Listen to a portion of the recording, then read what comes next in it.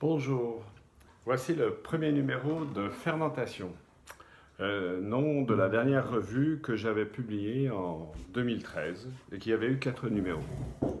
Ici, il s'agira essentiellement de parler de poésie, de recueils, de revues et peut-être d'autres ouvrages suivant l'humeur ou l'actualité.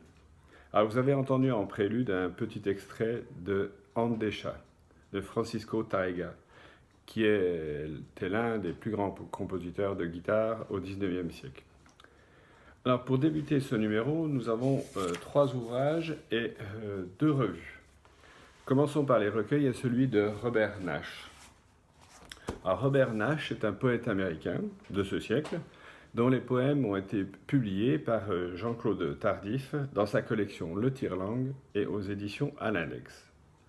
Cet ouvrage, en fait, est le résultat assez cocasse d'une découverte par Jean-Claude dans la cave de ses parents. Vous lirez la préface de l'éditeur, donc, qui vous conte cette découverte, et ainsi que celle de la traductrice Françoise Besnard-Canter, qui est partie sur les traces de ce poète aux États-Unis. Alors, à ma connaissance, c'est le seul recueil de ce poète, mais il est vibrant d'émotions de sincérité et de clarté. L'émotion est vraie et intense. Voici 3 poèmes que je vous lis, extraits de ce recueil. Ce matin, une fois de plus, j'ai achevé ce livre. Celui que nous lisions là-bas à la frontière de l'Est. Le temps était à la jeunesse. Une saison comme une autre, disais-tu. Moi, je bégayais une langue qui n'était pas la mienne. Je te l'empruntais. Par jeu, tu incrustais ce que plus tard j'appris être de l'argot. J'étais sans le savoir, un pauvre argonaute, sans la moindre toison. Alors même que nous buvions des bières à nos prochains voyages. La vie est passée. Le temps a tourné sur lui-même avant de s'allonger à la façon d'un chien inquiet. Passer la semaine à reconstruire le perron, 3 marches, bois brut. Je suis mon unique apprenti. J'apprends à devenir ce que je deviens.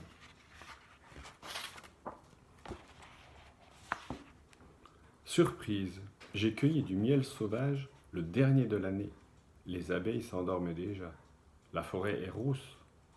Demain, la lune, couleur de sang séché, accentuera les ombres. Il fera grand calme entre les troncs. Les animaux eux-mêmes resteront à couvert.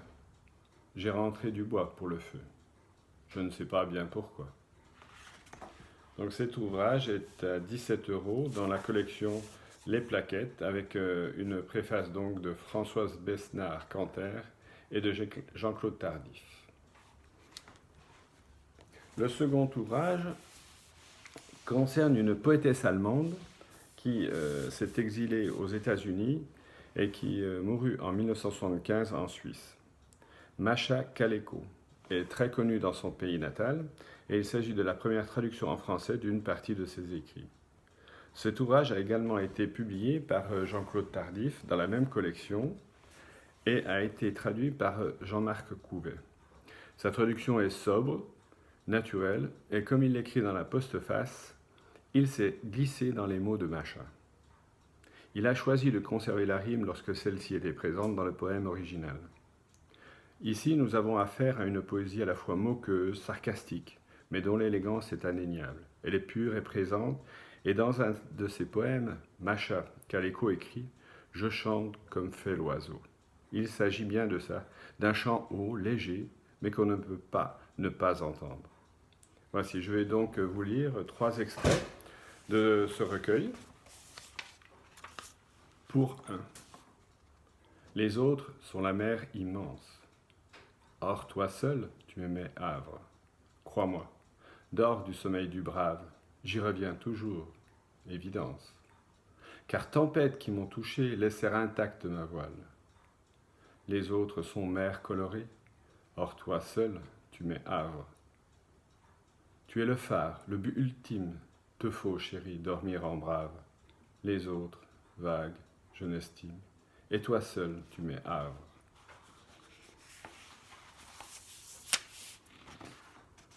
Il lui jetait des pierres, lui souriait dans la douleur.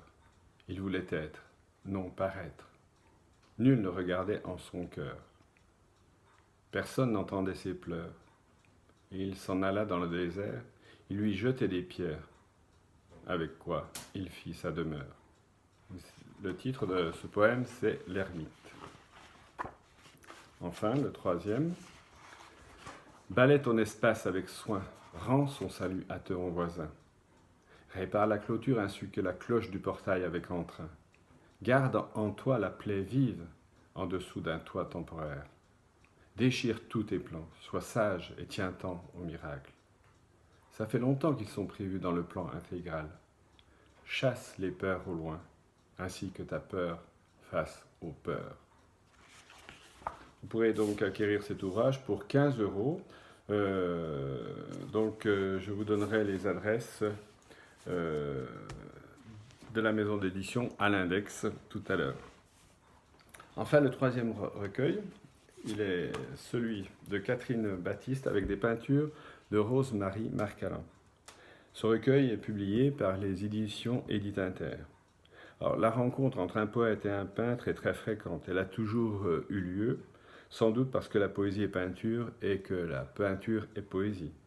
On connaît l'adage « Ut pictura poesis ». Donc, un très beau recueil, tant par la parole de Catherine Baptiste que la peinture de Rose-Marie Marcalin. Cette peinture comporte une douceur des tons. Elle s'allie avec séduction et harmonie au poème sensible et délicat de la poétesse. Voici, je vous montre un tableau. Voilà. Et je vais vous lire donc également 3 extraits de ce recueil.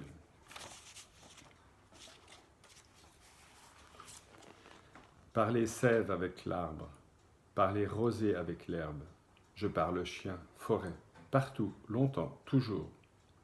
Je m'y attarde nuitamment, mais avec qui?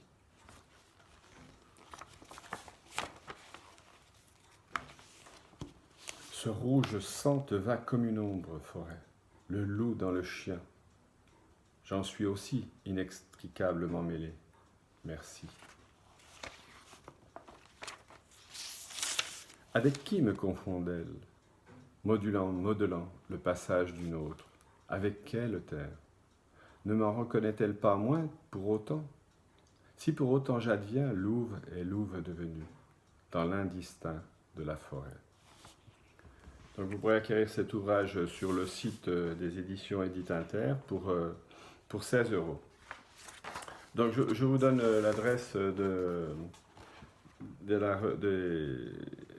des 2 recueils que je vous ai lus précédemment. Il s'agit de l'association Le Livre à dire, 11 rue du Stade, 76 133, Épouville.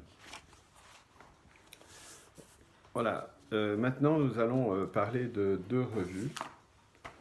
Alors l'une est très récente, c'est L'Arbre qui parle, et l'autre est beaucoup plus ancienne. Alors L'Arbre parle, je trouve que c'est un joli titre pour une revue. Il s'agit du numéro 3, et cette revue est dirigée par Didier Aubert depuis sa campagne limousine. C'est une revue ouverte sur le monde, sur la nature, sur la poésie bien entendu. Et cette revue se présente sous la forme d'un A4 avec une vingtaine de pages, alternant poèmes, écrits divers et articles. Il est rassurant de constater aussi que les audacieux continuent encore à créer des revues. Et on ne peut que les féliciter et les encourager, parce qu'aujourd'hui, la poésie est, comme très souvent, comme depuis longtemps, bien ignorée. Et ainsi que l'écrit Didier, la page est un œil ouvert sur le monde. En exergue de l'éditorial intitulé Les bals et masques, il y a un poème de Prévert que je vous lis. Quand la vérité n'est pas libre, la liberté n'est pas vraie. Les vérités de la police sont les vérités d'aujourd'hui. Comme il l'écrit, un poème toujours d'actualité, poème visionnaire en ces temps de dictature virale. Alors Didier Aubert fait remarquer à juste titre dans son éditorial que la pollution fait plus de morts que ce virus et que chaque jour, c'est moi qui le souligne, 25 000 personnes, dont 10 000 enfants, meurent de faim, soit 10 fois plus que le coronavirus. Mais conclut-il, laissons là ce monde toxique et malsain et écoutons plutôt les poètes. Effectivement, nous en retrouvons beaucoup, des connus, comme Georges Catalot, Jean-Marc Couvet, Alain Jean Masset, Daniel Giraud, Béatrice Gaudy, mais également des articles sous la signature de Sylviane Cognard pour L'arbre et l'eau, dont elle dit non sans humour que l'arbre est un buveur invétéré. Ensuite, elle écrit dans Quelle étagère un article sur lequel elle s'interroge sur le futur du monde. Vous avez donc à la fin toute la liste des poètes qui ont participé à cette revue. Vous pouvez donc l'acquérir pour un abonnement de 13 € par an à l'adresse Association l'Arbre Barde, La Forge, 23 600 Saint-Marie. La dernière revue est Comme en poésie. Alors celle-ci, c'est le numéro 84. Voilà. Et donc voilà, 21 ans qu'elle existe. Donc c'est Jean-Pierre Le Sieur qui en est le revuiste et qui la dirige. Mais je signalerai que Jean-Pierre Le Sieur n'en est pas à sa première revue. Alors, dans son éditorial, il nous parle aussi de cette drôle d'époque, à l'instar de Didier Aubert. Et il est certain que cette période est exceptionnelle à plus d'un trait. Mais bon, revenons à ces pages dans lesquelles moult poètes nous offrent des poèmes de toutes sortes. Alors, je ne pourrais pas tous vous les citer, puisque la revue fait quand même une 70 pages, mais il y a quelques inconnus pour moi, comme Faustin Sullivan, Isalti ou encore Fasciné, dont je vous lis un extrait. Fasciné. Je suis un éphémère moyen de subsistance pour la société qui broie le talent comme pour effacer sa honte d'être médiocre. Qui empêche l'enfant de vagir, le destin de se contredire? Qui croule sous le pas du népotisme et de la cooptation des imbéciles, regroupés pour partager un festin d'ossements et en se rinçant au lait? Je représente le droit inébranlable à la résistance, comme si l'amour ne devait jamais renoncer. Alors, à la fin de cette revue, nous avons aussi des notes de lecture de Jean Chattard, alors qu'il les écrit du fond de son cabanon, dès l'aube, à moins qu'il ait changé ses habitudes. Et c'est des notes de lecture qui sont nombreuses et variées. Une petite polémique est retracée enfin entre Jean Chattard et Claude Albarel. Et le premier nommé écrit « Je crois très peu en la postérité de la poésie. Nous sommes tous les parents pauvres de la pauvre littérature. » Des notes encore pour finir ce volume de Jean-Pierre Le Sieur sur les revues et les recueils avec une liste des revues et de leurs adresses. Pour l'abonnement de celle-ci, donc, il est de 15 €. Oui, 15 € pour 4 numéros par an. On peut écrire à Comme en poésie, 730 avenue Brémontier, 40 150 Hossegor. Ben voilà.